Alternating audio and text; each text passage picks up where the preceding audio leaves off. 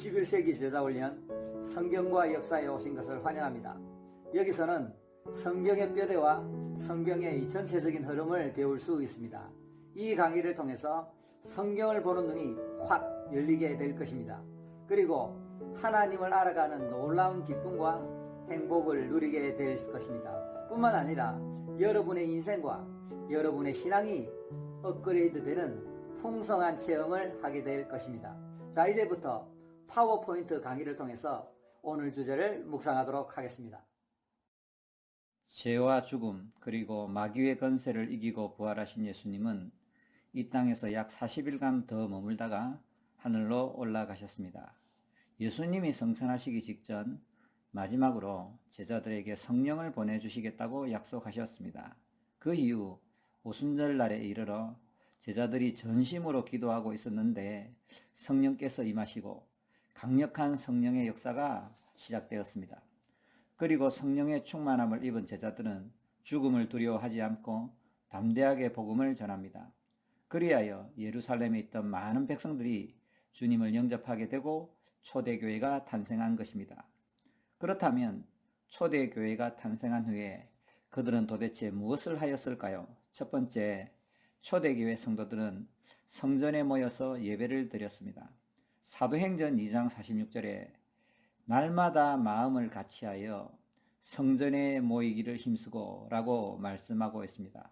초대교회 성도들은 성령께서 강림하신 후에 날마다 마음을 같이하여 예루살렘 성전에 모여서 예배를 드렸던 것입니다. 특히 그들은 말씀 중심의 예배를 드렸습니다. 사도행전 2장 42절을 보면 사도의 가르침을 받아 이렇게 기록하고 있습니다. 사도들의 가르침의 핵심은 예수는 그리스도, 즉 메시아라는 것입니다.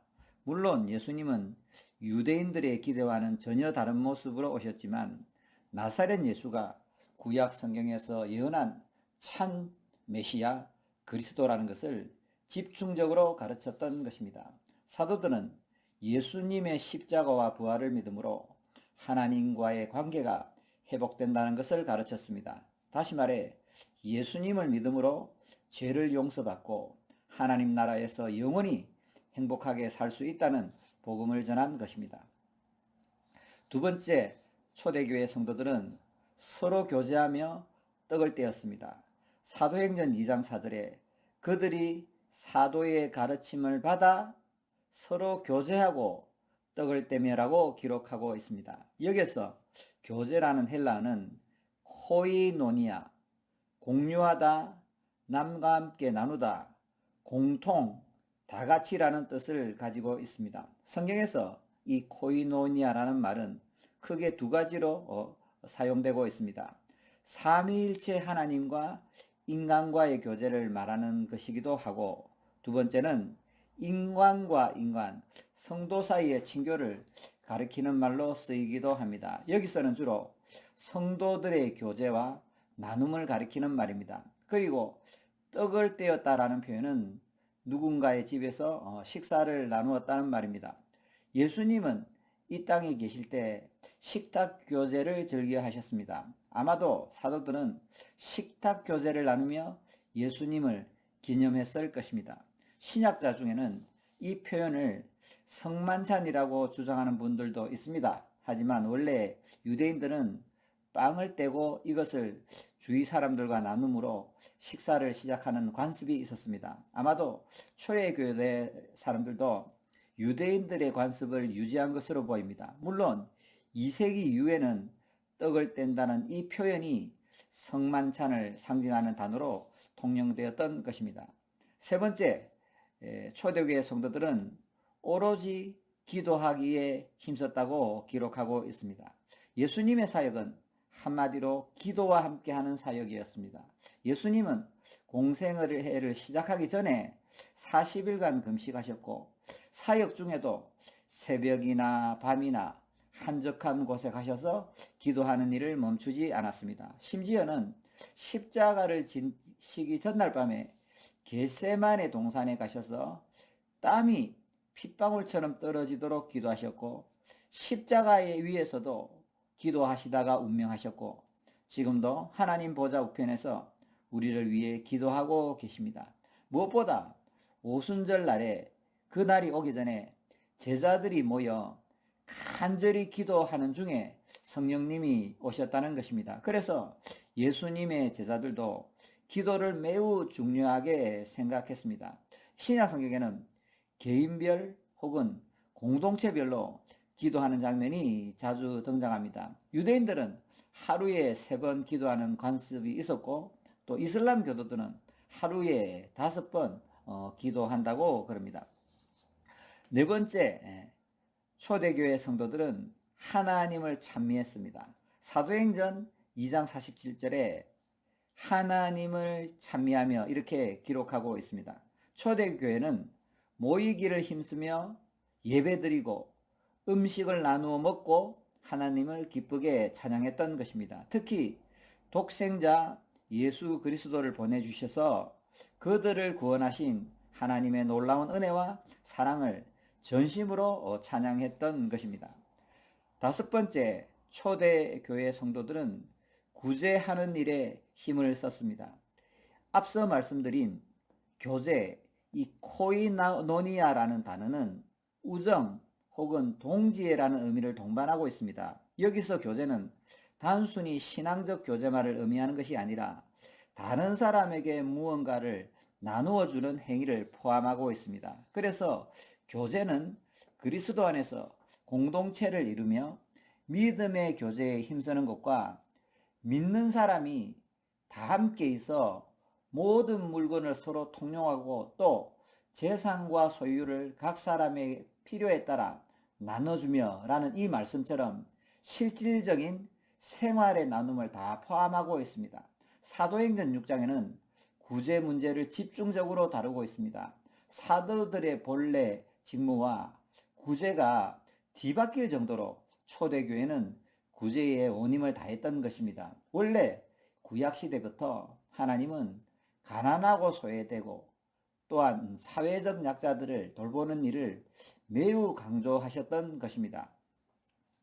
6번째, 초대교회 성도들은 복음을 전하는 데 힘을 쏟았습니다. 사도행전 5장 42절에 그들이 날마다 성전에 있든지 집에 있든지 예수는 그리스도라고 가르치기와 전도하기를 그치지 아니하니라 이렇게 기록하고 있습니다. 여기서 날마다 하루도 빠짐없이 예루살렘 성전에 있든지 집에 있든지 일상생활을 하든지 나사렛 예수는 메시아 그리스도라고 가르치기와 전도하기를 거치지 아니하였다고 설명하고 있습니다. 초대교회가 탄생하며 가장 우선순위에 두었던 사역은 바로 복음 전파 사역입니다. 성령님은 그리스도의 영이며 그리스도를 증거하는 영입니다. 예수님이 그리스도임을 땅끝까지 전하기 위해 성령께서 이 땅에 오신 것입니다. 즉 성령님은 복음 전파, 즉 성교의 영이 되십니다. 오순절에 성령의 충만함을 받았던 초대교회 성도들은 천하각지로 흩어져서 이방인들에게 복음을 전하였고 사도들을 중심으로 한 예루살렘 교회는 유대인들에게 복음을 전하였던 것입니다. 7번째, 사도들로 말미암아 기사와 표적이 많이 나타나니라고 성경은 기록하고 있는데 초대교회 당시는 엄청난 기사와 이적과 표적이 나타났던 것 같습니다. 초대교회의 기사와 표적을 이해할 때 우리는 그 시대의 역사적 상황을 잘 이해해야 합니다.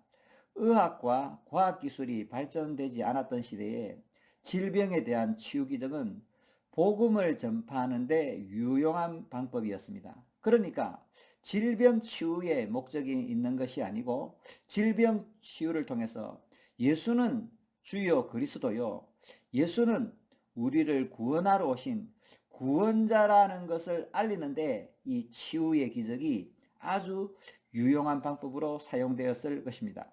하지만 지금은 과학기술과 의학기술이 워낙 발전된 시대라서 표적과 기사가 자주 나타나지는 않습니다.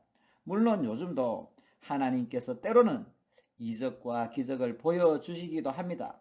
특별히 현대의학의 혜택을 받지 못하는 지역 선교지에 가면 강력한 기적의 역사가 일어나기도 합니다만 눈에 보이는 기사와 표적을 추구하는 신앙은 바람직하지 못하다는 것입니다.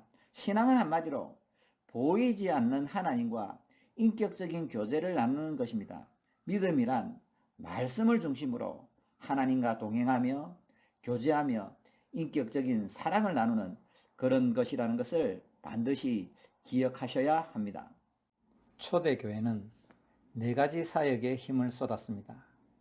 우리도 초대교회를 본받아 4가지 사역에 집중하는 것이 좋습니다. 첫 번째, 초대교회는 예배를 드리는 일에 힘을 쏟았습니다. 그러므로 우리도 예배에 집중하는 것이 바람직합니다. 하나님이 우리를 부르신 이유는 예배를 드리기 위함입니다. 예배의 목적은 하나님과의 교제입니다. 다시 말해 하나님과 바른 관계를 회복하기 위해 예배를 드리는 것입니다. 예배는 크게 3가지 요소가 필요로 합니다. 그것은 찬양, 기도, 그리고 말씀입니다. 특히 우리는 말씀 중심의 예배를 드려야 합니다.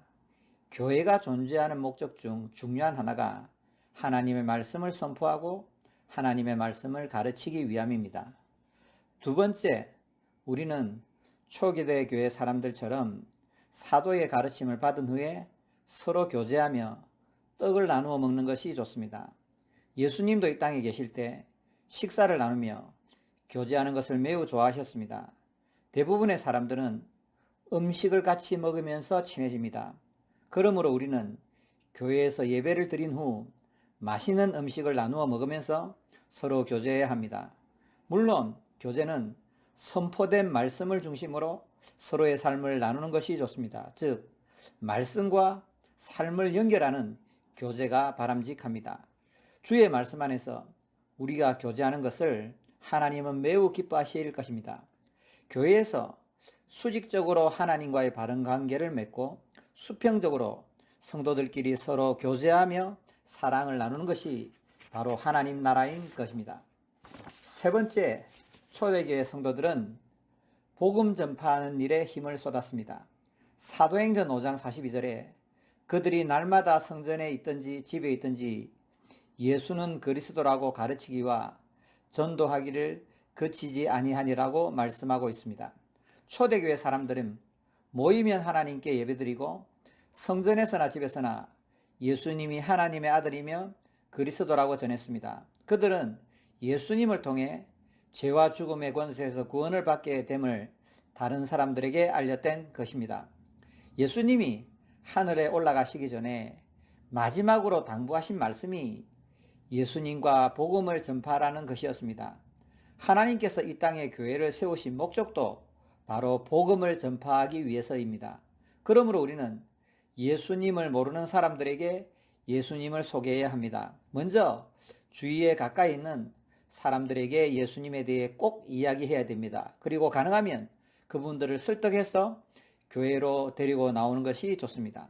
다음으로 우리는 먼 곳에 해외 지역에도 선교해야 됩니다.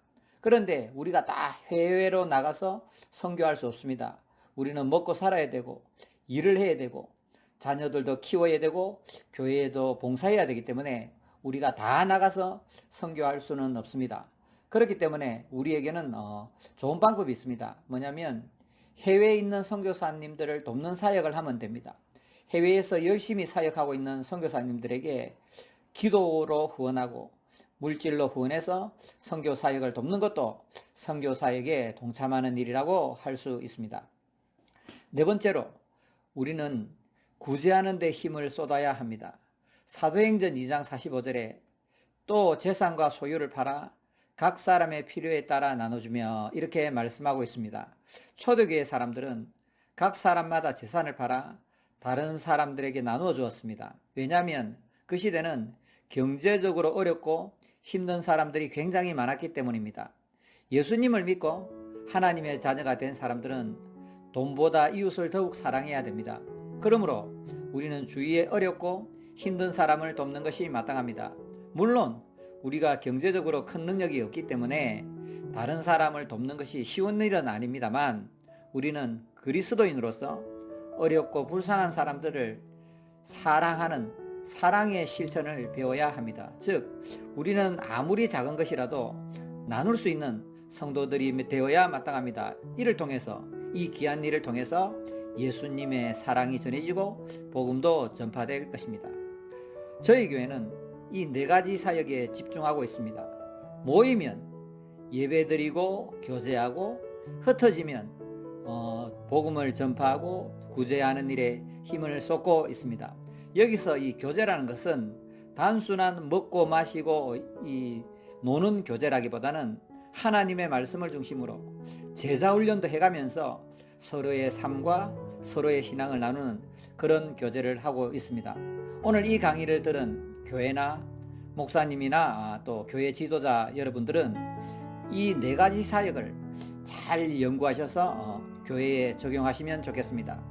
4대 사역, 모이면 예배드리고 교제하고, 흩어지면 전도하고 구제하는 이 사역에 힘을 쏟는 모든 교회들이 되시기를 주님의 이름으로 축원합니다.